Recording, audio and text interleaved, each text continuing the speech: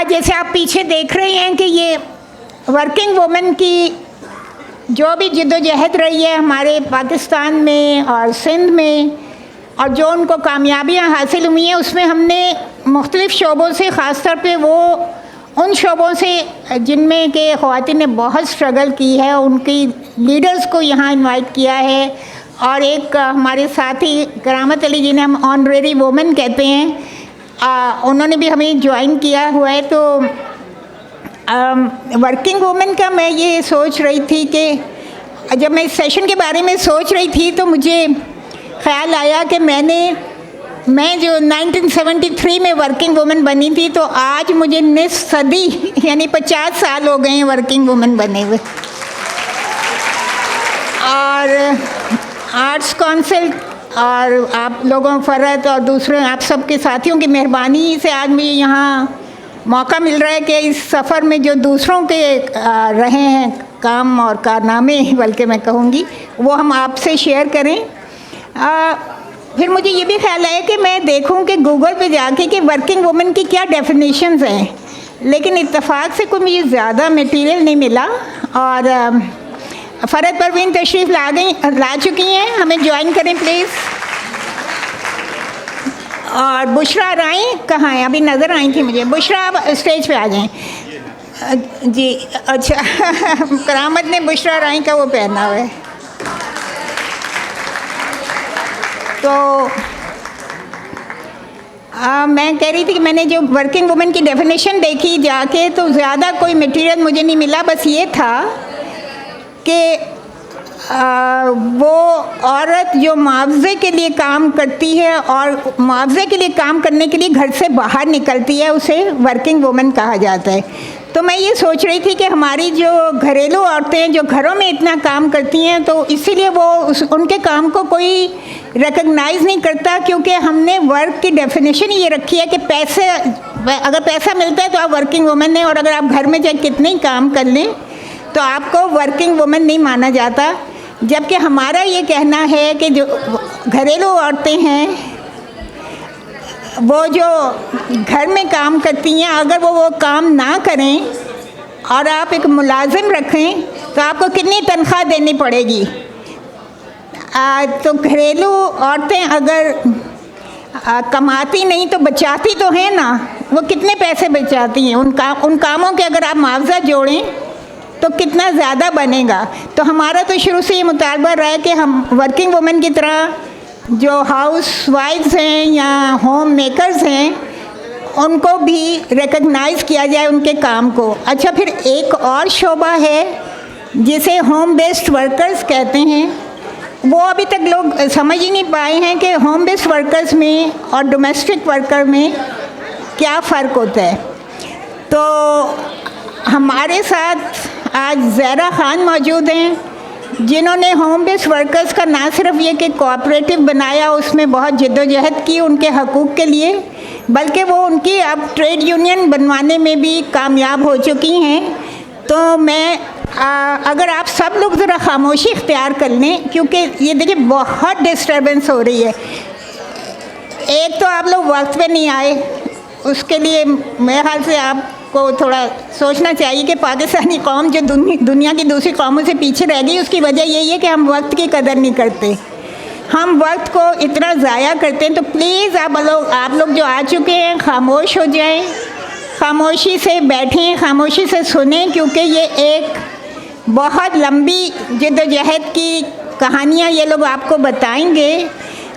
तो प्लीज़ खामोशी इख्तियार कीजिए। जिनके बच्चे रो रहे हैं, अगर वो थोड़ी देर के लिए बाहर ले जाएं, फिर खामोश करा के ले आएँ।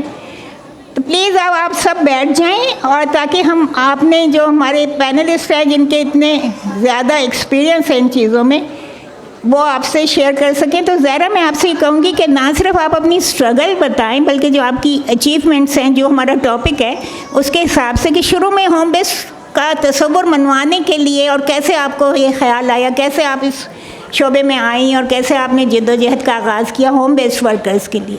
अच्छा, बहुत शुक्रिया। आप तमाम साथियों को सुर्ख सलाम। मेरा नाम ज़हरा है और मैं ट्रेड यूनियन की एक मेंबर हूँ और वो ट्रेड यूनियन का नाम है home based women workers federation, जो घरों में ख़वातीन मर्द जो काम करते हैं, जरदोज़ी का काम करते हैं, सिलाई का काम करते हैं, कढ़ाई का काम करते हैं, जूते बनाते हैं, ज्वेलरी बनाते हैं, अब ऑटो का काम घर में होने लगा है, बहुत सारे काम जो है वो घरों में जो है वो इंडस्ट्री है। तो मेरा थीसिस जहाँ मैं पढ़ रही थी वहाँ पे एक असाइनमेंट मिला था हम लोगों को। तो पहला कलेक्शन 2021 में 20 और 2001 में कनेक्शन इस तरह से हुआ उन ख़वातीन के साथ कि जब हम उनका सर्वे कर रहे थे तो अंदाज़ा हुआ कि बुरी हालात में जो है वो काम कर रहे हैं। मतलब जो वो काम कर रहे हैं उसका मेहनत का सिला उनको उस तरह से मिल नहीं रहा है। हमारे घर जो है वो फैक्ट्री बन चुके हैं। फैक्ट्री में फिर आप देखें कि कहीं ना कहीं जाके जो है वो रेंट आपको देना पड़ता है उस पूरे जहाँ फैक्ट्री होती है। फिर आपको बिजली का किराया है, गैस का किराया है, उसके अंदर फिर जो लवाजमात होते हैं उनका किराया है। इस तरह की बहुत सारी और चीज़ें हैं कि हर साल जो है वो फिर मज़दूरों को जो है बढ़ाकर पैसे देने होते हैं आपको कि की उजरत जो है वो हर साल बढ़ेगी। फिर जो बोनस मिलना चाहिए वो बोनस का होता है। तो एक तरीका निकाला सरमायादारों ने, क्योंकि हम सरमायादाराना समाज में रहते हैं और सरमायादाराना समाज के अंदर औरत जो है वो एक रिज़र्व आर्मी के तौर पे इस्तेमाल होती है कि जब उसकी ज़रूरत होती है काम के लिए तो उनको घरों से भी निकालती है और बाकी जगहों से भी निकाल के काम पे मजबूर करती है, और जैसे ही उनको मौका मिलता है तो वो उनको नौकरियों से भी निकाल देती है और जो उनका राइट है उस राइट से भी जो है वो पीछे धकेल देती है। तो ये पहला जो तारुफ था मेरा इस तरह से हुआ उन सारी ख़वातीन के साथ। और फिर जब उनसे मिलना शुरू किया तो फिर अंदाज़ा हुआ कि किस बुरे हालात में वो काम करते हैं कि जहाँ पे उनका मालिक भी जो है वो नज़र नहीं आता। मतलब उनका ठेकेदार कोई इधर है, कोई आज ये है, कल दूसरा है, तीसरा है, उसको पता ही नहीं है कि ये असल में जो ये मैं दुपट्टे पे लेस लगा रही हूँ ये आता किधर से है काम और जाता कहाँ पर है ये काम। तो अभी तक ये मसला जो है हल नहीं हुआ है इन ख़वातीन का। तो इसलिए हमने जो है वो जिद्दोजहद ये की कि पहले इन ख़वातीन को समझाया कि ये आपके साथ जो इस्तेसाल हो रहा है वो इस्तेसाल आपकी ना समझने की वजह से हो रहा है, और आपको शऊर की ज़रूरत इसलिए भी है कि आप अपना हक़ जो आइन के अंदर लिखा हुआ है और जो कवानीन के अंदर लिखा हुआ है उसको मानने की ज़रूरत है। तो मईशत में जो है वो हमारा किरदार है, हम जो चीज़ बनाते हैं वो मार्केट में बिकती है, और मार्केट में जो चीज़ बिकती है उसकी वजह से ज़र मुबादला भी आता है और इंडस्ट्री बढ़ती भी है। तो ये औरतों को समझाना सबसे पहले मुश्किल काम रहा हमको, और इसलिए कि औरतें अक्सर कहती थी ये तो बेचारा ठेकेदार है, ये तो हमारे घर में आके खुद दे के जाता है, हम घर में बैठ के आराम से कर रही हैं, घर का काम भी कर रही हैं और वो मालिक ठेकेदार भी आके जो है वो हमारा काम कर रहा है। लेकिन फिर उनको अंदाज़ा हुआ जब उनके साथ हमने स्टडी सर्कल शुरू किए, उनको चीज़ें समझाना शुरू की, शऊरी आगाही का सिलसिला शुरू किया, तो फिर समझ में आया कि ठेकेदार, पल्लेदार, मिडल मैन और इस तरह इसमें औरतें भी शामिल हैं कि किस तरीके से उनका जो जायज़ हक़ है कि वो 12-13 घंटे जो काम करती हैं ख़वातीन घर में बैठ के, मर्द या ट्रांसजेंडर बैठ के काम करते हैं, कितनी कम उजरत मिलती है कि उसके अंदर ना उनका बिजली का किराया निकलता है और ना ही उनका जो वो धागा ख़रीदती हैं, मशीन की सुई टूटती है, इस तरह के बहुत सारे जो इलेक्ट्रिसिटी इस्तेमाल करते हैं उनका कहीं पे भी जिक्र नहीं है उनके जो पैसे जो मिलते हैं। मतलब अभी भी आप इनमें से भी ख़वातीन से पूछे तो 4,000 से ज़्यादा शायद नहीं कमा पा रही होंगी। और अगर पीक पीरियड होता है तो वो ईद का सीज़न होता है या रमज़ान के बाद का सीज़न होता है कि जिसमें जो है वो हम कहते हैं कि कोई 8,000 का काम हो गया या 7-6 हज़ार का काम हो गया, वरना तो 900 रुपये में भी काम कर रही होती हैं, 2,000 भी काम कर रही हैं। तो ये पहला स्टेप था कि हमने उनको पहले शऊरी आगाही दी, क्योंकि लड़ने के लिए, जिद्दोजहद करने के लिए ज़रूरी है कि शऊरी तौर पर आप कितने ताकतवर हैं। तो शऊरी तौर पर जब हम ताकतवर होते हैं तो फिर हम सड़कों पे भी आते हैं और अपना हक मांगने के लिए फिर हमें जितनी जिद्दोजहद करनी पड़ती है हमने की करते हैं। तो ये एक सिलसिला हमारा शुरू हुआ, और पहले पड़ाव में हमारी कोई हैदराबाद और कराची के अंदर हमने कोई 1000 से ऊपर औरतें जो घरों में काम करती थीं उस तरह से उनको बना लिया, मेंबर बनाने के बाद उनको शऊरी आगाही दी, और फिर हमने यूनियन बनाई। यूनियन का भी राइट इस तरह से हमने लिया कि हमने जो हमारा आइन है आर्टिकल 17 उसको इस्तेमाल किया हमने, क्योंकि कानून मौजूद नहीं था उस टाइम पे जब हमने पूरी जद्दोजहद शुरू की थी। तो बुनियादी तौर पर ये समझने की बात है कि हम उन औरतों को मुनज़्ज़म किया कि फैक्ट्री में या एक जगह पे या कहीं पे भी आप जो काम करते हैं तो कहीं एक जगह जमा होते हैं, घरों से लोगों को जमा करना और घरों से बिल्कुल स्कैटर्ड लोगों को जमा करना, ये सबसे हमारा जब पहला पड़ाव हमने ये मुकम्मल किया तो हमें इस बात की खुशी हुई कि औरतों ने ये महसूस किया कि इस सरमायादाराना समाज में, इस जागीरदाराना समाज में जो ज़्यादती होती है उनके साथ, एक बहैसियत औरत होने के नाते कि जो जुल्म होता है उसको बात करने की इजाज़त नहीं है, पढ़ने की इजाज़त नहीं है, बाहर निकलने की इजाज़त नहीं है, लेकिन जब वो मज़दूर बनती है तो उसके बारे में कभी कोई बात नहीं करता है। ये फिर रेप के केसेस हमें सुनने को मिल जाते हैं, तशद्दुद के केसेस हमको हर जगह सुनने को मिलते हैं, लेकिन जो मेहनतकश औरत के जो मसले हैं कि उनको उजरत मर्दों के बराबर नहीं मिलती, काम वही करती हैं लेकिन मर्दों के बराबर उजरत नहीं मिलती है। समाजी तहफ़्फ़ुज़ के इदारों से हम आज तक उनसे पूछ रहे हैं, सेसी से, कि आपके पास कितनी औरतें रजिस्टर्ड हैं। आज तक उन्होंने नंबर्स नहीं बताए हमें कि कितने तादाद में औरतें अभी तक सेसी के साथ जो है वो रजिस्टर्ड हुए हैं। तो इस तरह की और भी बहुत सारी चीज़ें हैं। औश का इशू है, छुट्टी नहीं मिलती है। औरत अगर प्रेग्नेंट हो जाए, खासतौर पर फैक्ट्री की ख़वातीन प्रेग्नेंट हो जाए तो उनको नौकरियों से निकाल देते हैं जैसे ही पता चल जाए उनको। हालांकि लॉ में लिखा हुआ है कि आपको 3 महीने की छुट्टी भी मिलेगी और विद पे मिलेगी छुट्टी आपको, लेकिन वो नहीं होता। बाथरूम की क्या सिचुएशन है, फिर फैक्ट्रियों काम की जगहों पे उनको हरासा किया जाता है, ज़बानी हरास करने के भी 2-3-4 तरीके हैं कि आप ज़बान से किसी को हरासा करते हैं, किसी को मेंटली इतना टॉर्चर करते हैं आप, मतलब साइकोलॉजिकल इशू हम सब में है, मौजूद है यहाँ पे। फिर फिज़िकली आप उनको टॉर्चर करते हैं, फिर आप जिनसी तौर पे भी उनको हरासा करते हैं। तो कहीं इस तरह की कोई चीज़ नहीं थी। तो ये एक मकसद बना हमारा कि ख़वातीन क्योंकि मईशत का हिस्सा है, यहाँ पे हमसे जो है ये पूरी मईशत चलती है, मुल्क चलता है, तो हमें कहीं ना कहीं गिनती में आने की ज़रूरत है। तो यूँ फिर हमने जो है वो अपनी एक से मनवाई। जब हम लेबर डिपार्टमेंट से मिलते थे या लोगों से मिलते थे, मिनिस्टर से मिलते थे, तो वो कहते थे कहाँ हैं आप जिनकी बात करती हैं, हमें तो नज़र नहीं आया। फिर हमने उस दिन ये तय किया 2006 में कि अब हम सड़कों पे आके दिखाएंगे आपको।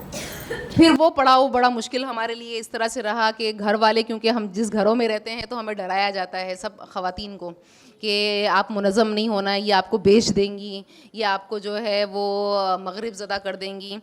अपनी तारीफ़ जो उनके जहनों में है वो हमें बता रहे होते हैं कि आप ख़राब हो जाएंगी, या बाहर निकलने वाली औरतें जो अच्छी नहीं होती, दुपट्टा सर पे नहीं लेते हैं, वो औरतें अच्छी नहीं होती है, सैलाब इसलिए, पता है बहुत सारी चीज़ें हैं कि जिससे औरत निकल के बड़ी मजबूती से आई। मैं ये समझती हूँ कि मतलब औरत इतनी पावरफुल है कि मर्द फिर कहीं ना कहीं कॉम्प्रोमाइज़ कर जाता है।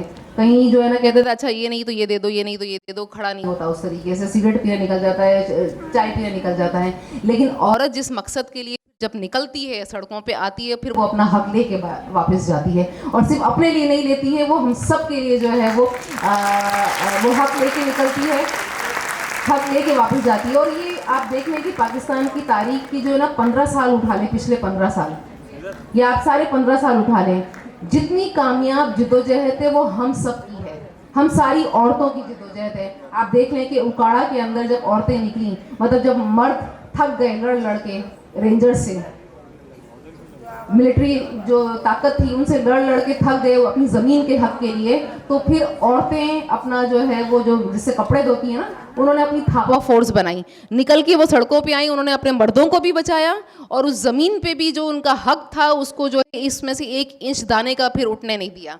रेंजर से पूरी इनकी लड़ाई है। तो ये एक बड़ी मिसाल है हमारे सामने जो उकाड़ा में हमें नज़र आती है।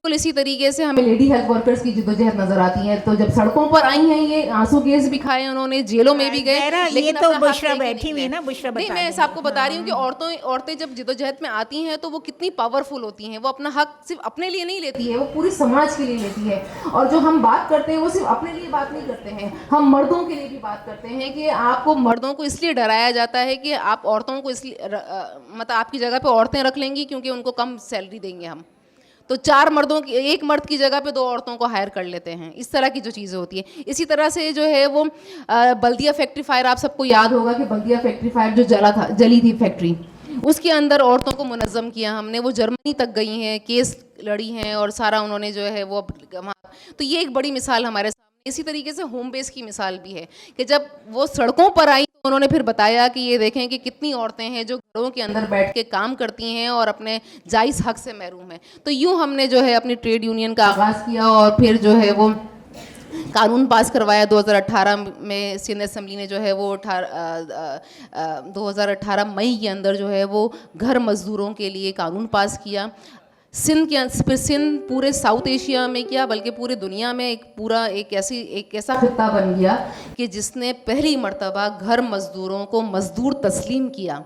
और उस मज़दूर तस्लीम करने के नतीजे में ये है कि उनकी कम से कम उजरत तय होगी। अभी जैसे चूड़ी के जो मज़दूर हैं उनकी उजरत तय हो चुकी है।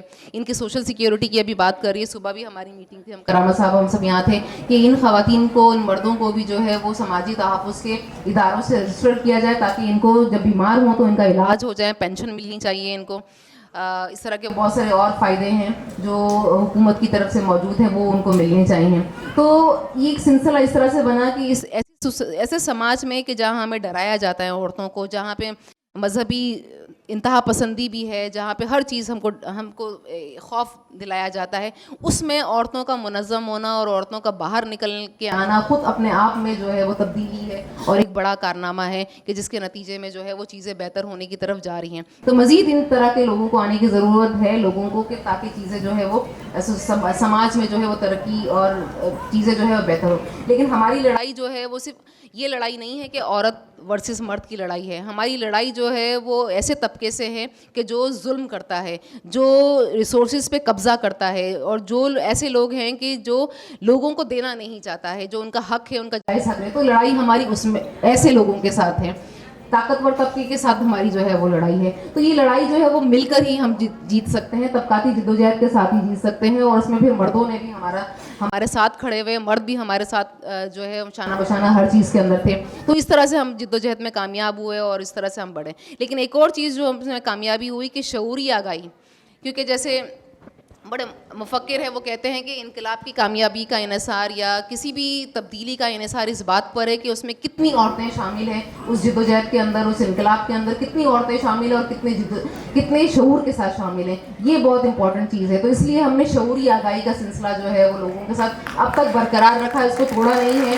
और शऊरी बात ही ऐसी होती है और पॉलिटिकल बात ऐसी होती है और सियासी समझ, और यही चीज़ें, दोनों चीज़ें ऐसी हैं कि जो हमको खड़ा रखती हैं और हमें बिकने नहीं देती हैं। तो ये हमारी तरक्की का और मतलब मीन्स हमारी जो जिद्दोजहद कामयाब हुई है वो इस वजह से है। Thank you Zahra. वैसे भी मैं हमेशा ये कहती हूँ कि पाकिस्तान में जो तब्दीली या इनकलाब आएगा उसमें ज़हरा सबसे आगे खड़ी होगी इंशाल्लाह। आपने सुनी दिया इनकी जिद्दोजहद को। और इससे पहले कि मैं अपनी अगली स्पीकर को दावत दूँ, मैं ज़ुबैदा मुस्तफ़ा और सादका सलाउद्दीन को खुशामदीद कहती हूँ कि वो वर्किंग वुमेन के इसमें तशरीफ़ लाई। और ज़ुबैदा मुस्तफ़ा तो ख़ुद रोल मॉडल हैं वर्किंग वुमेन के लिए, क्योंकि इनके आँखों के साथ कोई इशू हो गया और ये इनको नज़र नहीं आता, लेकिन ये उसके बावजूद आप लोगों के तकरीबात में आती हैं, उस पर आर्टिकल लिखती हैं जो डॉन में छपता है। तो हम ज़ुबैदा मुस्तफ़ा के लिए एक दफ़ा तालियाँ बजाएं। और अब मैं फ़रद परवीन से दरख्वास्त करूंगी कि आपका भी लेबर ही के शोबे में आपने काम किया, लेकिन ज़ाहिर आपने शुरू से मर्दों औरतों के जो भी लेबर के उसमें मसाइल हैं वो आपने देखे, रिसर्चेस की, सब बहुत एक लंबा सफ़र है आपका।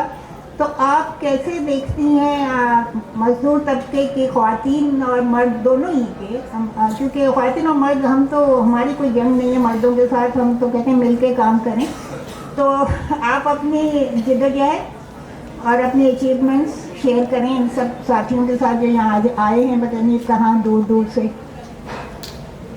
बहुत शुक्रिया महनाज। सबसे पहले तो मैं बहुत शुक्रिया अदा करना चाहूँगी हमारी तमाम बहनों का और भाइयों का जो बहुत इतनी गर्मी है आज कराची में, और आजकल जो ट्रांसपोर्ट की सूरत हाल है उसको मद्देनज़र रखा जाए तो मैं आपका तमाम साथियों का बहुत शुक्रिया अदा करना चाहूँगी कि आप तशरीफ़ लाए। जो बात महनाज ने कही कि क्या अचीवमेंट्स हैं और क्या इश्यूज़ हैं, उसके ऊपर बिल्कुल हम बात करेंगे। उसके साथ साथ मैं ये भी कहूँगी कि औरतों का मर्दों से कोई झगड़ा नहीं है और मर्दों को भी ये समझना चाहिए कि औरतों का उनसे कोई झगड़ा नहीं है। तो इसलिए वो भी झगड़ा करना बंद कर दें, क्योंकि अगर वो झगड़ा करना बंद नहीं करेंगे तो मसले हल नहीं होंगे। बहुत अरसा हो गया मुझे काम करते हुए, और मैं आपको एक और बात भी ये कहना चाहूँगी कि हम जैसी जो बहुत औरतें हैं जिनका ताल्लुक़ किसी एलीट तबके से नहीं है। हम लोग अगर आज यहाँ बैठे हैं तो उसके पीछे हमारे ख़ानदानों के उन मर्दों का हाथ है, जिसमें से एक साथ मेरे हवाले से यहाँ भी मौजूद हैं, करामत साहब, जिन्होंने ना सिर्फ मुझे आगे बढ़ने में बहुत मदद दी, बल्कि बहुत सारे मर्दों को, औरतों को, नौजवानों को आगे बढ़ने में मदद दी, जिन्होंने लेबर के हवाले से काम किया। तो मैं ये समझती हूँ, और इनके जैसे लोग इस बात की अलामत हैं कि पाकिस्तान में, ना सिर्फ पाकिस्तान में बल्कि दुनिया में, अगर हम औरतों के कॉज को आगे बढ़ाना चाहते हैं, बराबरी की जद्दोजहद को आगे बढ़ाना चाहते हैं, तो अल्लाह ताला ने मर्दों को ऐसा नहीं बनाया कि वो औरतों के ख़िलाफ़ हों। अगर मर्द समझें तो औरतों की तरक्की में वो एक बहुत बड़ा किरदार अदा कर सकते हैं। जैसे महनाज ने कहा कि मैं कुछ बात करूं कि औरतों के हवाले से जो हम काम करते हैं, मज़दूर तबके के हवाले से जो काम करते हैं, उसमें क्या अगर अचीवमेंट की बात करें, मैं अचीवमेंट की बात भी ज़रूर करूँगी, लेकिन उससे पहले पिछले कई सालों से जो चीज़ मुझे बहुत ज़्यादा परेशान करती रही है, मैं उसके बारे में बात करना चाहूँगी। और अभी पिछले साल हमने उसके हवाले से एक छोटी सी तहकीक भी की कि जब औरतें काम करना शुरू कर देती हैं, उसके बाद उनकी अपनी हैसियत में कोई तब्दीली आती है या नहीं आती है। उनके ख़ानदान में तब्दीली आती है, बच्चों की तालीम बेहतर हो जाती है, खाना पीना बेहतर हो जाता है, लिबास थोड़ा बेहतर हो जाता है, लेकिन उस औरत के साथ क्या गुजरती है जो कि काम कर रही होती है। ज़्यादातर हमने ये देखा, और मैं उसमें हम तमाम औरतें शामिल हैं, कि ज़्यादातर वो औरतें जो किसी माशी ज़रूरत के तहत घर से बाहर निकलती हैं और काम करती हैं, उनका ख़ानदान हमेशा ये समझता है, और मेरी बात आपको शायद इस वक्त कुछ लोगों को तल्ख लगेगी, लेकिन मेरी गुजारिश है कि प्लीज़ इसको समझने की कोशिश कीजिएगा कि बुनियादी चीज़ जो है वो ये कि औरत अगर घर से बाहर निकल के काम करती है तो उसके काम को उतनी अहमियत नहीं मिलती जो कि मर्द को मिलती है। औरत को घर वापस जाके भी काम करना पड़ता है, मर्दों को घर वापस जाके काम नहीं करना पड़ता। औरतों को अपने किरदार के हवाले से बहुत सारी सफाइयाँ हमेशा पेश करनी पड़ती हैं जो कि मर्दों को नहीं करनी पड़ती। और उसके साथ साथ ये कि जो कमाई होती है, उसकी जो पैसा वो कमा रही होती है, उसको अपनी मर्ज़ी से आम तौर पे औरतें खर्च नहीं कर सकती। ज़्यादातर जो है वो ख़ानदान के जो बड़े होते हैं या मर्द होते हैं, वही फ़ैसला करते हैं कि पैसा कहाँ खर्च होगा। कई जो दहाइयों तक औरतें काम करती रही हैं पाकिस्तान में, मैं बहुत अरसे से काम कर रही हूँ, और जो मैंने देखा कि आप चाहे 1988 की मैं बात करूँ जब मैंने काम करना शुरू किया था, या मैं आज की बात करूँ 2013 की, ऐसी हज़ारों औरतों को मैं जानती हूँ जिन्होंने साल हा साल काम किया, लेकिन वो अपने लिए कुछ नहीं कर पाई। अपने लिए कुछ नहीं कर पाई से मेरी मुराद ये है कि जब वो बूढ़ी हो गई तो उनके पास सर छुपाने के लिए ठिकाना नहीं था। अगर वो अपनी ज़िंदगी का फ़ैसला खुद करना चाहती थी तो, और मैं आपको कई ऐसी औरतों की मिसालें दे सकती हूँ जो अदरवाइज़ ट्रेड यूनियन में बहुत आगे हैं, पॉलिटिक्स में बहुत आगे हैं, उसके बावजूद वो अपनी ज़िंदगी के फ़ैसले खुद नहीं कर सकती थी। उनका ख़ानदान जो है, सबसे बड़ा उनका ये कहना होता था कि हमने तुम्हें काम करने की इजाज़त दी है तो तुम वही करो जो हम चाहते हैं। और मुझे नहीं मालूम कि बाकी हमारे साथी इसके बारे में क्या कहेंगे, लेकिन ऐसी कई औरतों को मैं जानती हूँ जिन्होंने इस बात की गवाही दी कि ऐसा ही होता है। तो जब हम औरतों की तरक्की की बात करते हैं तो सिर्फ घर से बाहर निकलकर काम कर लेना जो है, ये औरत की तरक्की की एक सीढ़ी है, ये उसका अल्टीमेट नहीं है। इसके आगे और बहुत सारी मंजिलें हैं जिस तक औरतों को पहुंचने की ज़रूरत है। तो अभी पिछले दिनों हमने लेडी हेल्थ वर्कर्स के हवाले से, जो ख़वातीन काम करती हैं लेडी हेल्थ वर्कर्स का, बुशरा अपने हवाले से ख़ुद भी बात करेंगी, उनसे हमने ये बात की कि जब आप काम करती हैं तो क्या आपके साथ वायलेंस में कुछ कमी आती है? जो तशद्दुद के वाक़यात होते हैं घरों के अंदर या घर से बाहर, क्या उसमें कोई कमी वाक़या होती है या नहीं होती है? क्या आपके फ़ैसला साजी की ताकत बढ़ जाती है या नहीं बढ़ती है? और क्या आप अपने लिए कुछ कर पाती हैं? अपने लिए कुछ कर पाती हैं मतलब कि अपने लिए कोई घर बना सकती हैं, कोई गाड़ी ख़रीद सकती हैं, कोई बैंक में बचत कर सकती हैं या नहीं कर सकती? तो आपको शायद ये जान के बहुत ज़्यादा हैरत नहीं होगी, क्योंकि हम सारे लोग जो हैं वो पाकिस्तान में ही रहते हैं, कि बहुत कम ऐसा होता है कि औरतें अपने लिए कुछ जमा कर सकें। कोई बैंक में पैसा जमा कर सकें, कोई घर बना सकें, गाड़ी खरीद सकें। हत्ता कि बहुत सारी औरतों ने हमें ये भी बताया कि अगर हमें कोई अप्लाइंसेस वगैरह घर के लिए ख़रीदने होते हैं, जैसे कि जूसर है, ब्लेंडर है, फ्रिज है, उसके लिए भी हमें घर के मर्दों की इजाज़त की ज़रूरत पड़ती है। हालांकि हम खुद काम करते हुए किसी को 20 साल हो चुके हैं, किसी को 25 साल हो चुके होते हैं, लेकिन अपने तौर पे लोग ख़रीदारी नहीं कर सकते हैं। तो जो कंट्रोल है आपका अपनी इनकम के ऊपर, वो ज़्यादातर औरतों का नहीं है। इसी तरीके से जहाँ तक घर बनाने की बात है, घर होने में, आपके नाम पे होने में, और उसको किस तरह से इस्तेमाल करना है, इसका बहुत ज़्यादा किरदार हमें ये भी नज़र आया कि वो औरतें जो कि कुछ ओन करती हैं, कोई उनके पास कोई रिसोर्सेज हैं, उनके साथ उस तरह से तशद्दुद नहीं होता जिस तरह से कि उन औरतों के साथ होता है जो घरों में होती हैं, या जिनका अपने बारे में शऊर नहीं है कि ये मेरी इनकम है, मैं अपनी मर्ज़ी से इस्तेमाल कर सकती हूँ इससे। अब कई औरतों ने हमें ये भी बताया कि उन्होंने कुछ बचत कर ली है और वो कोई प्लॉट वगैरह उन्होंने ख़रीद लिया है, और इसकी भी हमारे पास टेस्टिमनीज़ भी मौजूद हैं, लेकिन वो अपने नाम पे नहीं कर सकती क्योंकि उनके कबीले में, उनके ख़ानदान में, ये मैं आपको कराची की बात बता रही हूँ कि उनके कबीले में, ख़ानदान में, उनकी कास्ट में, उनकी ज़ात में अभी तक औरतें जो हैं वो जायदाद को ओन नहीं कर सकती हैं। ऐसा नहीं है कि अगर कोई प्लॉट ख़रीदा है मैंने तो मैं उसको अपने नाम कर लूँ। ऐसे भी कई वाक़यात हमें नज़र आए, और मैं ये जो तहकीक है ये मैं ज़ुबैदा मुस्तफ़ा साहिबा को और हमारे बाकी जो सीनियर्स हैं मैं उनको पेश भी करना चाहूँगी। तो ये हमें पता चला कि कई दहाइयों तक काम करने के बाद और कुछ रिसोर्सेज जमा कर लेने के बावजूद जो सर छुपाने का ठिकाना है या कोई रिसोर्स जमा करना है वो अभी तक औरतें नहीं कर पाई हैं। और ये एक ऐसा मरहला है कि जिस पे औरतों को ख़ुद भी सोचना चाहिए, क्योंकि उनके सामने ऐसी कई हज़ारों औरतों की मिसालें मौजूद हैं कि जब उनकी नौकरी ख़त्म हो गई, वो पेंशन पे चली गई, या पेंशन भी बहुत कम औरतों को मिलती है, प्राइवेट सेक्टर में तो ना होने के बराबर है। तो एक तो उनकी सेहत बहुत ख़राब होती है, दूसरा जो है उनके साथ मसला ये होता है कि घर में रुकना उनके लिए एक बहुत मुश्किल काम हो जाता है अगर वो गैर शादीशुदा हैं। ऐसी हज़ारों औरतें हैं जिन्होंने सारी ज़िंदगी अपने माँ बाप के लिए, अपने ख़ानदान के लिए सर्व कर दी, और वो ख़ुद हमेशा गैर शादीशुदा रही हूँ, वो अपने लिए कुछ नहीं कर पाई। उन औरतों को उन घरों में कोई जगह नहीं मिलती है, फिर अमूमन उनके हालात बहुत ही ख़राब होते हैं, और ये भी हमारे माशरे का एक बहुत बड़ा तबका है, हमें उसके बारे में भी सोचना चाहिए। दूसरी चीज़ जो हमें नज़र आई वो ये कि वर्किंग वुमेन हैं, काम कर रही हैं, ख़ानदान में जब किसी को पैसों की ज़रूरत होती है, कुछ कर्ज चाहिए होता है, तो वो उन औरतों से मिल जाता है, लेकिन अगर उनको अपने शौहर की तरफ से, अपने ससुराल वालों की तरफ से तशद्दुद का सामना करना पड़ता है, तो उनका ख़ानदान यानी कि जो उनके माँ बाप हैं वो उनको उस तरीके से सपोर्ट नहीं करते। वो उनसे यही कहते हैं कि तुम अपने ही घर में रहो और वहीं पे अपने मसाइल को हल करने की कोशिश करो।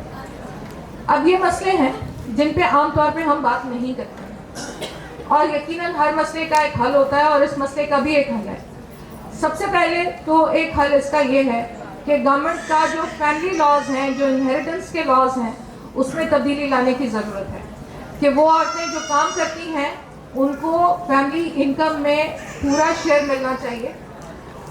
अगर औरत पे तशद्दुद होता है तो कोशिश हमारी ये होनी चाहिए कि जिस औरत पे तशद्दुद हुआ है, चाहे वो काम करती है या घर के अंदर रह के काम करती है, उसको घर से ना जाना पड़े, उसको किसी क्राइसिस सेंटर में ना जाना पड़े, बल्कि जिन लोगों ने उसके साथ तशद्दुद किया है, चाहे वो अकेला मर्द है, चाहे उसके बाकी ख़ानदान और कबीले के लोग हैं, उन सब को भी किसी ना किसी सज़ा का सामना करना चाहिए। कानून में तब्दीली होने की ज़रूरत है।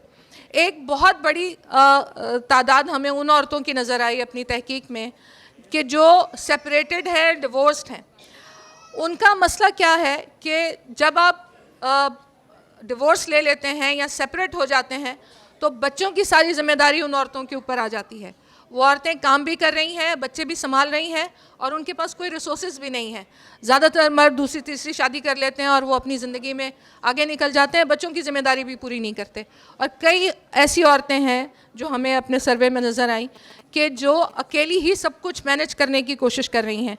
तो कानून में ये तब्दीली भी होनी चाहिए कि जब आप सेपरेट हो जाते हैं, आप डिवोर्स ले लेते हैं, अलग हो जाते हैं, तो बच्चों की जिम्मेदारी प्राइमरीली मर्दों की है और उन्हीं की होनी चाहिए। और जो भी रिसोर्सेज हैं उसमें औरतों को बराबर का हक मिलना चाहिए, ताकि जब वो अपनी ज़िंदगी में आगे बढ़े तो वो खाली हाथ ना हो। दूसरी एक और बहुत अहम चीज़ है जो गवर्नमेंट को करने की ज़रूरत है, और वो ये कि वो काम करने वाली औरतों के रिसोर्सेज बनाने में भी मदद दे। यानी जिस तरह से आपने देखा होगा कि जो बैंक के मुलाजमीन हैं, जो गवर्नमेंट के मुलाजमीन हैं, जो अफवाज पाकिस्तान है और जो जुडिशरी है, उनको घर बनाने में, जो ऑलरेडी बहुत ज़्यादा रिसोर्सफुल लोग हैं, उनको हम घर बनाने में मदद देते हैं, लेकिन जो काम करने वाली औरतें हैं उनके बारे में आज तक कोई ऐसी स्कीम नहीं बनी है। तो हमारा हुकूमत से मुतालबा होगा कि वो ना सिर्फ ये कि वो इस तरह की कोई स्कीम बनाए, बल्कि घरों की जो एंटाइटलमेंट है, जो जायदाद की एंटाइटलमेंट है, वो औरतों से औरतों को मुंतकिल होनी चाहिए। यानी अगर आपकी बेटी है तो आप अपनी बेटी को मुंतकिल कर सकें उससे। ये ना हो कि जब आपकी बेटी वापस शादी के बाद कभी घर आए तो उसको बैठने की जगह भी ना मिले। इसी तरह से एक और बहुत अहम मसला है जो आजकल बहुत उभर के सामने आया है, और वो ये है कि जब क्लाइमेट चेंज हुआ और हमारे रूरल एरियाज़ में एक हमें नज़र आया कि बिल्कुल सैलाब ने हर चीज़ तबाह कर दी, लेकिन उसमें एक और हमें जो सबक मिला वो ये कि औरतों की एंटाइटलमेंट जो है वो बहुत कम है। वैसे ही पाकिस्तान में लैंड रिफॉर्म्स की बहुत ज़्यादा ज़रूरत है, लेकिन अगर हम ये करें कि लैंड जो है वो किसानों को दी जाए, लेकिन वो किसान औरतों को भी दी जाए, जो उनका एक अनपेड लेबर की हैसियत से एक गुलाम की हैसियत है। मैं माजरत चाहूँगी अपनी बहनों से अगर उनको मेरी बात बुरी लगे, बाकी लोगों से मैं माजरत भी नहीं चाहूँगी, कि जो औरतों का एक अनपेड वर्कर की हैसियत है, गवर्नमेंट को चाहिए फ़ौरन कि वो उसको ख़त्म करे और औरतों के लेबर को भी गिना जाए, एक्सेप्ट किया जाए, चाहे वो घरों में काम करती हैं, चाहे वो एग्रीकल्चर सेक्टर में काम करती हैं, उनकी लेबर को एक्सेप्ट किया जाए और रिसोर्सेज में भी उन औरतों को बराबर का शेयर मिले। यानी अगर हम लैंड रिफॉर्म्स की बात कर रहे हैं तो ये होना चाहिए कि वो ज़मीन औरत को भी मिले, औरतों को भी रिसोर्सेज की उतनी ही ज़रूरत है जितनी कि मर्दों को है। तो मेरा आज का जो यहाँ आपके सामने आने का मकसद है वो ये है, यानी अगर वो रिसोर्सेज हमें मिलेंगे तो हम बहुत खुशी से एक्सेप्ट करेंगे उसको, और अगर नहीं मिलेंगे तो हम उसके लिए पूरी जद्दोजहद करेंगे। हमारे एजेंडे में ये बात भी शामिल होगी कि ना सिर्फ हम काम की जगह पे अपने हुकूक हासिल करेंगे, बल्कि जो हमारे ख़ानदानों में हमारे साथ डिस्क्रिमिनेशन हो रहा है हम उसको भी फ़ाइट करेंगे। बहुत शुक्रिया आपका। जी, बहुत अच्छे नुकात उठाए आपने, और मैं इसमें फिर वो दोहराना चाहूँगी जो हमने शुरू में भी कहा कि हमें ये जो सारी जद्दोजहद करनी है, इसमें हमें अपने हम ख्याल मर्दों को भी साथ लेके चलना है। अभी बांग्लादेश में एक रिसर्च हुई, वो ग्रामीण बैंक ने जब कर्जे दिए औरतों को, औरतों के हाथ में पैसा आया, उन्होंने कुछ कारोबार किया तो डोमेस्टिक वायलेंस यानी घरों में मारपीट बढ़ गई। उसकी वजह ये थी कि मर्दों के पास कुछ करने को नहीं था। तो फिर वो लोग इस नतीजे पे पहुँचे कि मर्दों को भी इंगेज करना चाहिए, जब इस तरह के जितने भी प्रोजेक्ट्स हों उसमें उनको भी कुछ काम दिया जाए। क्योंकि आप यहाँ भी देखें ना कि वो औरतें डोमेस्टिक जो ख़ास तौर पे वर्कर्स हैं वो पूरा साल घरों में काम करती हैं, उनके मर्द या तो नशा करते हैं या वैसे ही चरपाइयाँ तोड़ते रहते हैं, और फिर जब भी घर आती है वो तो उसे मारते भी हैं। तो हमें इन मर्दों को भी इंगेज करना चाहिए कामों में, ताकि वो औरतों पर फिर तशद्दुद का सिलसिला बंद हो। और अब दिल थाम के बैठो कि अब मेरी बारी है। ये आप मेरे ख्याल से आर्ट्स काउंसिल इतनी कॉन्फ्रेंसें होती हैं, लेकिन ये कभी नहीं हुआ होगा कि तीनों सीढ़ियों पे आखिर तक औरतें बैठी हुई हैं। तो और अभी मैंने देखा कि कुछ दरवाजे से बाहर जाने पे मजबूर हो गई, क्योंकि वो अंदर आई हैं तो उन्हें जगह नज़र नहीं आई, तो अभी बाहर भी खड़ी हैं। और इसका सेहरा इन सब मजदूर लीडरों के सर जाते हैं जो यहाँ इस वक्त बैठे हुए हैं। मैं खुद को भी एक मजदूर ही मानती हूँ और हम सब मजदूर ही हैं ज़ाहिर है। तो मेरा इशारा बुशरा आराइन की तरफ है।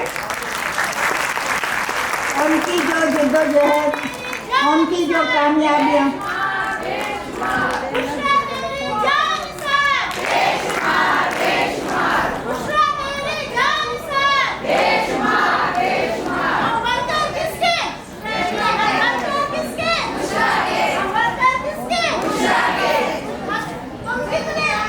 चलें ठीक है। फ़रत परवीन, इनका भी नाम फ़रत है असल में। दो फ़रत। Thank you thank you. अब बुशरा आपका है। बुशरा आप शुरू।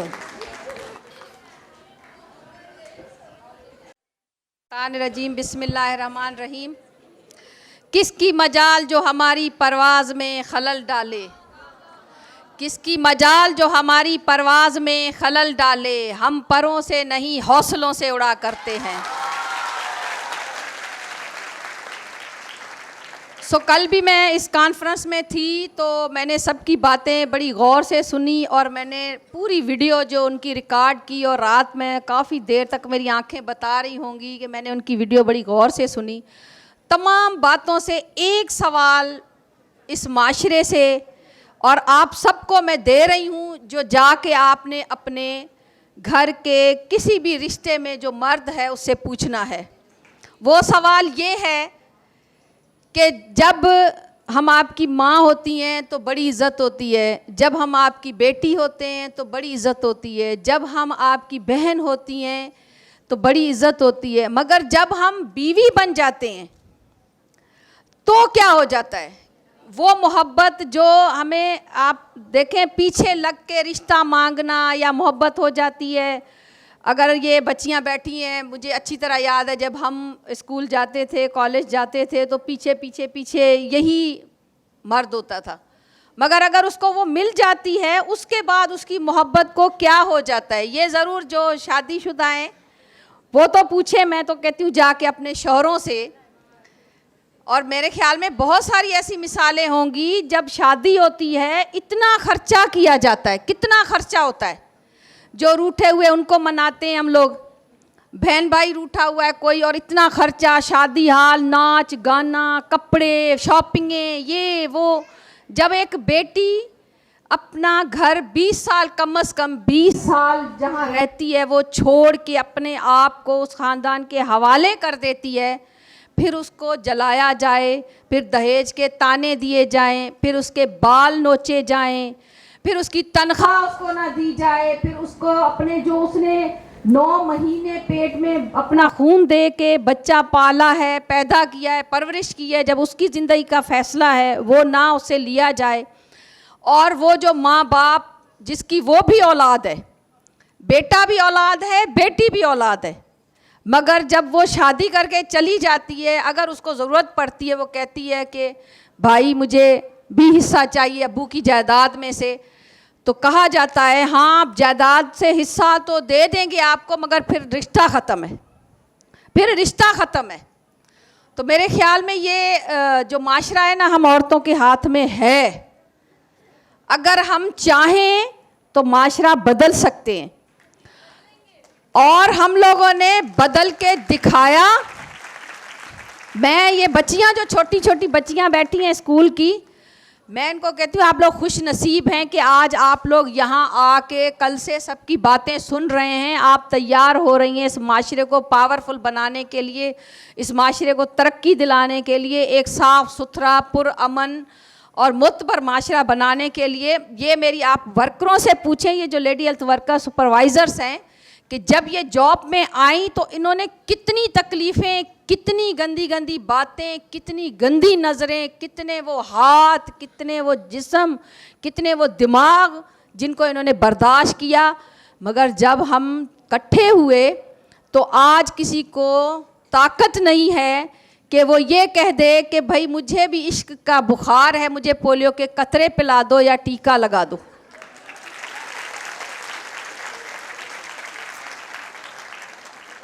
और आज ये मैं आपको माशरे का बता रही हूँ, और वो घर वाले, हमारे घर वाले जिनको हम कहते थे कि भाई हमें सेंटर छोड़ आओ, आज हमारी ट्रेनिंग है या मीटिंग है, जाओ जाओ वेलियाँ, तनख्वाह तो तानू मिलती नहीं, 6-6 महीने बाद हमारी 3190 रुपये तनख्वाह आती थी। आज हम फ़ख्र से बता रहे हैं, मगर उस वक़्त हम शर्म से नहीं बताते थे, ये कहते थे गुजारा हो जाता है। मगर बुशरा वो असल में हमने देर से शुरू किया, अब हमारे पास सिर्फ 5 मिनट बचे हैं जिसमें करामत ने भी बोलना है। ठीक है, ठीक है। ओके। तो वो आज वो घर वाले जब हमें सेंटर छोड़ने जाते हैं, वो जो बाइक हमारी एरियर से उनको लेके दी गई है तो वो बड़े एहतराम से छोड़ के भी जाते हैं। एक थैली भी देते हैं जिसमें मिनरल वाटर और जूस होता है, और कहते हैं जब फारिग हो जाओ तो फ़ोन पे मुझे बता देना, मैं उठाने आ जाऊंगा। तो कहने का मतलब है औरतें माशरा बदल सकती हैं और घर से शुरू करना है। मैडम ने जो बात की, मैंने जब घर बनाया तो मैंने एक कमरा बकायदा वेल डेकोरेट करके विथ फर्नीचर, विथ वॉशरूम, हर चीज़ के साथ वो अपनी बेटी का ऐलान किया कि ये कमरा इसका है, क्योंकि जब बेटियां आती हैं तो बेचारी बरामदे में घूमती फिरती है और माँ बाप भी एक कोने में कहीं चारपाई में बरामदे में पड़े होते हैं। तो माँ बाप, जब माँ और बाप, हम माएँ हैं ना, हमें सोचना चाहिए हमारा एक रूम होना चाहिए। और मैंने बेटी के नाम वो कर दिया। और मेरी वर्करें आज जो 50,000 माशाल्लाह उठा रहे हैं, इंशाल्लाह जो कट्टा है वो भी वापस आएगा।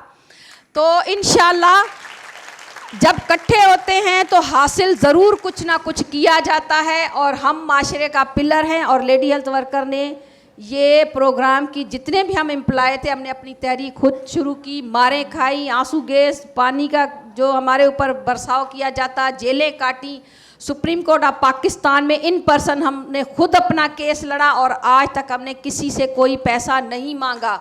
सिर्फ हमने अपना पैसा, अपनी मेहनत, अपनी वर्करों ने इस प्रोग्राम तक को खुद चलाया है, हमारी वर्करों ने, हमारी सुपरवाइज़रों ने। तो मेरे कहने का यही मकसद है कि जब इकट्ठे होते हैं ना तो बहुत कुछ हासिल होता है। अपने बेटों की, अपनी बेटियों की इस तरह तरबियत करें कि वो जो उनके बीच में खलिश वाला रिश्ता पैदा ना हो, बल्कि सपोर्ट वाला रिश्ता पैदा हो। और ये हम लोग कर सकते हैं और करना पड़ेगा, ताकि दुनिया माने कि पाकिस्तान की जो वुमेन है वो किसी से कम नहीं।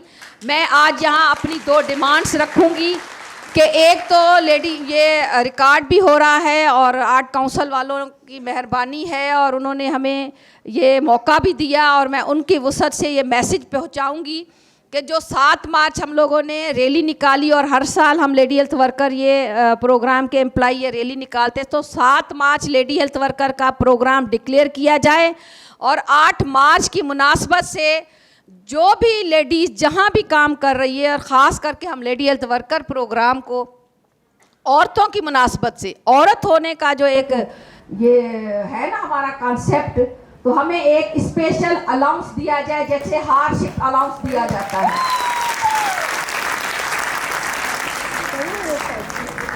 तो मैं आखिर में एक शेर पढ़ूंगी कि हम वो पत्ते नहीं जो हवाओं से गिर पड़े, हम वो पत्ते नहीं जो हवाओं से गिर पड़े, तूफानों से कह दो अपनी औकात में रहे। Thank you Bushra. और क्योंकि अब मुंतजमीन की तरफ से मेरे पास पर्ची आ चुकी है, तो मैं बस करामत अली से दरख्वास्त करूंगी कि अभी तक जितनी बातें हुई हैं उनको कंक्लूड करें, क्योंकि इनका ज़्यादा बहुत ही वसी तजुर्बा और वसी जद्दोजहद और कुर्बानियाँ हैं लेबर के लिए, चाहे वो मर्द हो या औरतें, इन्होंने शुरू से काम किया है जिसके हम सब गवाह हैं। तो बस अब आप ज़रा टाइम का ख्याल रखते हुए अगर इसे कंक्लूड कर दें। बहुत शुक्रिया महनाज। मैं सबसे पहले तो आप तमाम ख़वातीन को और जो थोड़े से मर्द यहाँ आए हैं उनको अपनी तरफ से बहुत सलाम करना चाहता हूँ और मुबारकबाद देना चाहता हूँ कि जिस तरह से हमारे माशरे में, हमारी रियासत में बहुत ही रजत परस्ताना चीज़ें बढ़ी हैं पिछले 30-40 साल में, उसके बावजूद हमारे मुल्क की ख़वातीन ने, जिनमें से बहुत से जो है मुमताज़ नुमाइंदे ख़वातीन की मूवमेंट के और लेबर मूवमेंट से यहाँ मौजूद हैं, हिम्मत नहीं हारी और हर नए साल के साथ जो है अपनी तंजीम और अपने इत्तेहाद और अपनी जद्दोजहद को मजबूत बनाया है। तो मेरी तरफ से बहुत मुबारकबाद। बहुत सिंपल सी बात यह है कि अगर औरत ना होती तो ये दुनिया ही ना होती। तो इसलिए मैं इस दुनिया में अपनी माँ की वजह से हूँ। और दूसरी बात जो मैं बताना चाहता हूँ कि अगर मैं आज जिंदा हूँ तो ये एक औरत इधर मेरे दाएं तरफ बैठी हुई है।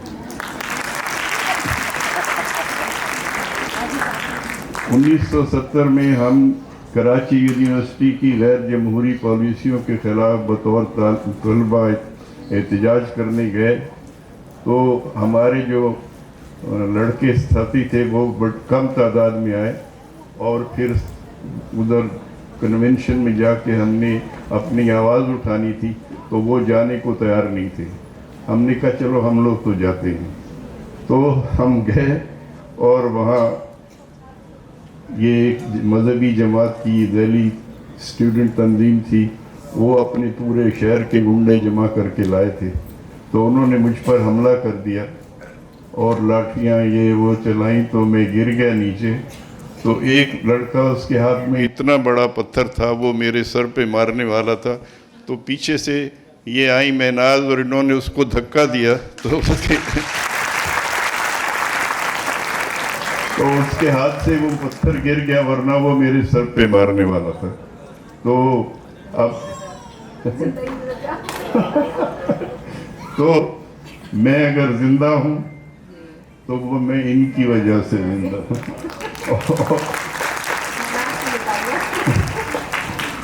और हमारी दोस्ती अब तकरीबन, अभी इन्होंने बताया 53 साल से ज़्यादा की है। और इतने अरसे से इनकी जो जद्दोजहद में जो खिदमात हैं, मैं उनको भी सलाम करना चाहता हूँ। और बहुत मुश्किल हालात में काम किया, और मुझे ये फ़ख्र है यहाँ मैं बैठा हुआ हूँ, इस शहर की, इस मुल्क की बेशुमार ख़वातीन हैं जो जद्दोजहद में मौजूद रही हैं, लेकिन जो इस वक्त यहाँ मौजूद हैं, मुझे उनके साथ बैठते बहुत फ़ख्र महसूस हो रहा है। और इन लोगों ने सब ने, और आज एक नई चीज़ ये हुई कि ये तस्वीर आप देख सकते हैं, बुशरा राही की तस्वीर करामत ने अपने गले में डाली हुई, और बुशरा ने करामत का ये जो है कार्ड अपने गले में डाली। ये मेरे लिए फख्र है कि करामत साहब ने कहा नहीं, अपनी जो कार्ड है वो मुझे दे, मैं फख्र से अपने गले में डालूंगा। और मेरे लिए और आप सबके लिए बहुत खुश नसीबी है कि इंटरनेशनल लेवल का जो बड़ा लीडर है, उन्होंने अपना कार्ड मुझे दिया। तो यहाँ मेरे साथ जितने भी दोस्त बैठे हैं, और मैं काफ़ी, मेरी उम्र हो चुकी है और मुझे पिछले कई सालों में बहुत सारी बीमारियाँ इकट्ठी लग गई, तो कभी कभी हिम्मत छूट जाती थी। लेकिन इन लोगों को देख देख कर मेरी हिम्मत बढ़ती है, और मैं 78 साल की उम्र में हर सरगर्मी में शरीक हो सकता हूँ। और जब मैं इनसे मिलता हूँ तो मुझे लगता है कि हाँ, अभी काम करने की हिम्मत है और किया जा सकता है, और इनके काम को देखकर बहुत ज़्यादा हिम्मत मिलती है। तो मेरी ज़ाती तौर पे मैं इंडेटेड हूँ इन तमाम ख़वातीन से, और मुझे यकीन है कि इनकी जद्दोजहद कामयाब होगी और हम एक इंसानी माशरा बनाने में कामयाब होंगे। क्योंकि ये जो मर्दानगी और नस्वानियत के तखल्लुस घड़े गए हैं, ये बिल्कुल बेबुनियाद हैं। हम सब पहले इंसान हैं, और अल्लाह ताला ने से लेकर जो भी और कोई मज़हब में यकीन रखता हो, उस सब के लिए बार बार यही है, हर मज़हब में, हर कल्चर में, कि तमाम इंसान बराबर हैं। लेकिन मेरा ज़ाती ख्याल ये है कि वो बराबरी बिल्कुल ठीक है, लेकिन इंसानी ज़िंदगी और इंसानी जो मेहनत और मशक्क़त और पैदावार है, उसमें सबसे ज़्यादा हिस्सा बहुत लोगों का है, लेकिन ख़वातीन का हिस्सा सबसे ज़्यादा है। तो हमें सबको इकट्ठा होकर बतौर इंसानों के, और जब हम अपने आप को इंसान सोचें तो ना हम अपने आप को औरत समझें, ना मर्द समझें, इंसान समझें, और फिर देखते हैं कि हमारे इर्द गिर्द की सूरत हाल कैसे बदलती है। और ये जो डंडे बरदार लोग हैं, बंदूक बरदार लोग हैं, जो ताकत को जो है हर चीज़ का वो बुनियाद बना लेते हैं और अपनी ज़ाती जो फिज़िकल ताकत होती है उसको इस्तेमाल करते हैं लोगों के ख़िलाफ़, और ख़ास तौर पे औरतों और बच्चों के ख़िलाफ़, उनकी जो इस पोजीशन है उसको बहुत आसानी से ख़त्म किया जा सकता है अगर हम सब मिल के इंसानियत के लिए आवाज़ उठाएं। थैंक यू करामत।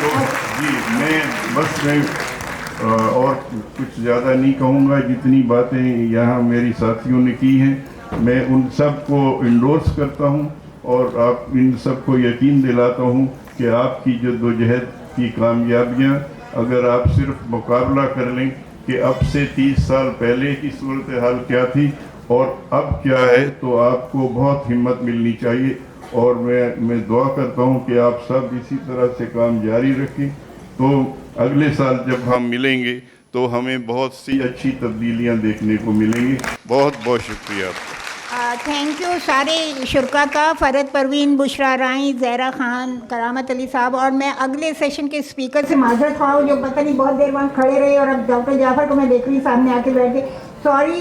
लेकिन बस क्या करें कि वो कुछ टाइम के मसले, और ज़ाहिर है कि ये मेहनत कश ख़वातीन, इनके ट्रांसपोर्ट के मसले ज़्यादा होते हैं, तो शायद इसीलिए ये लोग 10 मिनट लेट हो गए। हमारा सेशन देर से शुरू हुआ, तो ये प्रैक्टिकल मसाइल हैं, अगली दफ़ा इंशाल्लाह इनको भी हल करने की और दूर करने की कोशिश करेंगे। तो एक नारा लगा दी ज़रा मेहनत कश औरतों के लिए।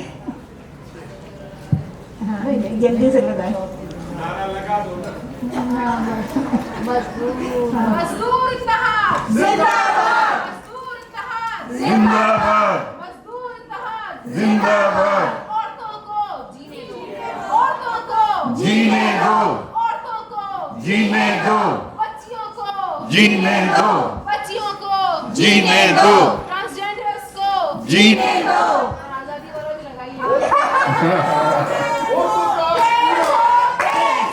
जद्दोजहद तेज हो, तेज हो जद्दोजहद तेज हो, तेज हो जद्दोजहद तेज हो, फैक्ट्रियों कारखानों में जद्दोजहद तेज हो, स्कूलों और कॉलेजों में जद्दोजहद तेज हो, सड़कों पे जद्दोजहद तेज हो, हर जुल्म के खिलाफ जद्दोजहद तेज हो, हर जुल्म के खिलाफ जद्दोजहद तेज हो।